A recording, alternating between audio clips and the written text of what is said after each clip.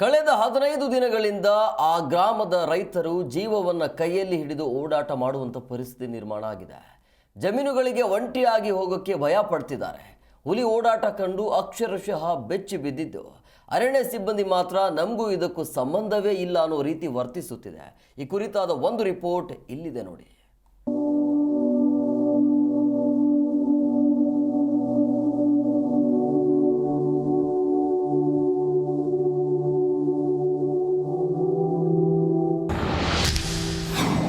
ಚಾಮರಾಜನಗರದ ಕಾಡಂಚಿನ ಗ್ರಾಮಗಳಲ್ಲಿ ಆಪರೇಷನ್ ಹುಲಿರಾಯ. ಮೆಕ್ಕೆಜೋಳದ ಜಮೀನಿನಲ್ಲಿ ವ್ಯಾಘ್ರನ ಸಂಚಾರ ಬೆಚ್ಚಿ ಬಿದ್ದ ಅನ್ನದಾತ. ಟೈಗರ್ ಕೂಂಬಿಂಗ್ಗೆ ಅರಣ್ಯ ಇಲಾಖೆ ಬಳಿ ಇರುವುದೇ ಒಂದೇ ಬೋನಂತೆ. ಭಯಭೀತರಾಗಿ ಜಮೀನಿನಲ್ಲಿ ಓಡಾಡುತ್ತಿರುವ ಗ್ರಾಮಸ್ಥರು.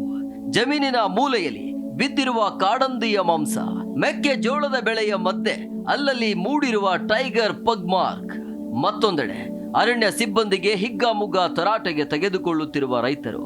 ಎಲ್ಲ ದೃಶ್ಯ ಕಣ್ಣಿಗೆ ರಾಚಿದ್ದು ಚಾಮರಾಜನಗರ ಜಿಲ್ಲೆ ಗುಂಡ್ಲುಪೇಟೆ ತಾಲೂಕಿನ ಕಗ್ಗಳದ ಹುಂಡಿ ಗ್ರಾಮದಲ್ಲಿ.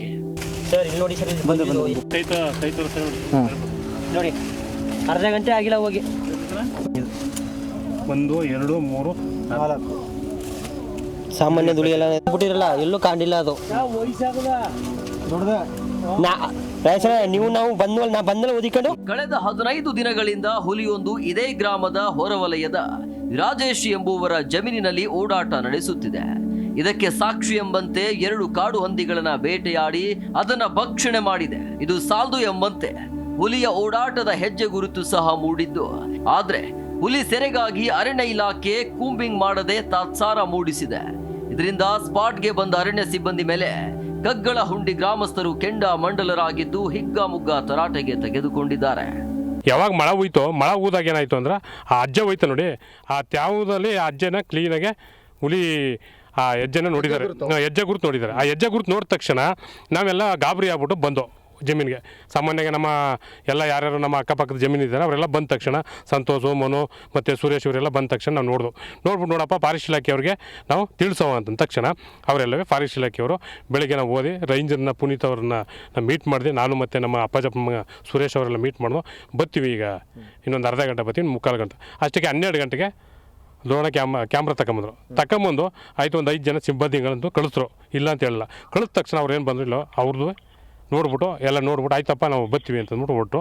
ಇನ್ನೇನು ವಿಚಾರ ಇಲ್ಲ. ಜಮೀನಿನಲ್ಲೇ ವ್ಯಾಘ್ರನ ಹೆಜ್ಜೆ ಗುರುತು ಮೂಡಿದ್ದು ಅಲ್ಲದೆ 2 ಕಾಡು ಹಂದಿಯನ್ನ ಬೇಟೆಯಾಡಿ ಭಕ್ಷಣೆ ಮಾಡಿದೆ.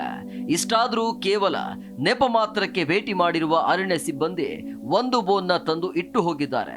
ಕಾರಣ ಕೇಳಿದ್ರೆ ಇಡೀ ಬಂಡೀಪುರದಲ್ಲಿ ಇರೋದು ಒಂದೇ ಒಂದು ಬೋನ್ ಅಂತೆ. ಬೆಳಗ್ಗೆ ಕರೆಕ್ಟಾಗಿ 5ರಿಂದ 5:15 ನಾನು ಡೈಲಿ ಬರ್ತೀನಿ. ಯಾಕಂದರೆ ನಮ್ಮದು ಹೈನುಗಾರಿಕೆನೇ ಫುಲ್ ಮಾಡ್ಕೊಂಡಿರೋದು. ನನ್ನ ಹತ್ರ 10ರಿಂದ 15 ಹಸುಗಳಿವೆ. ಇವಾಗಲೂ ಅಲ್ಲೇ ಸಡ್ಡಲ್ಲಿ ನೀವು ನೋಡಿದ್ದೀರಾ, ಅಲ್ಲೇ ಕಟ್ಟಾಕಿದ್ದೀನಿ. ಡೈಲಿ 5:05 ಬಂದರೆ ಹೋಗ್ಬೇಕಾದ್ರೆ ಏನೂ ಇರಲ್ಲ, ಬರಬೇಕಾದ್ರೆ ನನ್ನ ಮುಂದೆನೇ ಪಾಸ್ ಆಯಿತು. ನೆನ್ನೆನೂ ನೋಡಿದೆ, ಇವತ್ತು ನೋಡಿದೆ, ಮತ್ತೆ ಇವಾಗ ಫೋನ್ ಮಾಡಿದ್ರೆ ಅವರು ರೆಸ್ಪಾನ್ಸ್ ಮಾಡಲ್ಲ. ಹೋಗಿ ನಾನು ಮತ್ತು ನನ್ನ ತಮ್ಮ ಇಬ್ಬರು ಹೋಗಿ ನೋಡಿಬಿಟ್ಟು ಕಾಲ್ ಮಾಡಿದ್ರೆ ಅವರು ಬರೋಲ್ಲ. ಆಫೀಸ್ಗೆ ಹೋಗಿ ಕೇಳಿದ್ರೆ ಬರ್ತೀನಿ ಹೋಗಿ ಅಂತಂದರು. ಅವ್ರು ಕೇಳಿದ್ರೆ ಮತ್ತೆ ರವಿ ಸಾಗರ್ ಅಂದ್ಬಿಟ್ಟು ಒಬ್ಬರು ಮೇನ್ ಇನ್ಚಾರ್ಜ್ ಇದ್ದಾರೆ, ಅವ್ರಿಗೆ ಕಾಲ್ ಮಾಡಿದ್ರು. ನಾವು ಸ್ಪೋರ್ಟ್ಸ್ಗೆ ಹೋಗಿದ್ದೀನಿ, ನಂಗೆ ಅದು ಮನಸಾರೆ ಬೇಜಾರಾಯಿತು.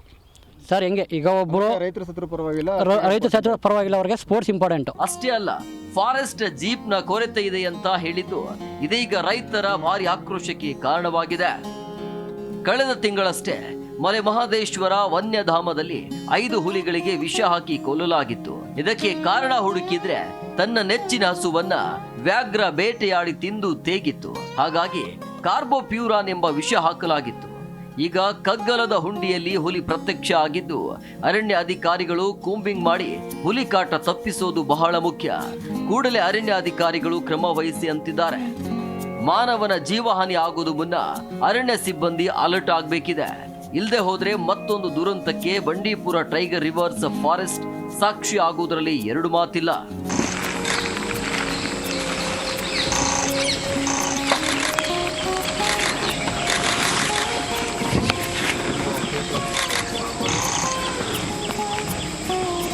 Surendra, G Kannada news, Chamarajanagar.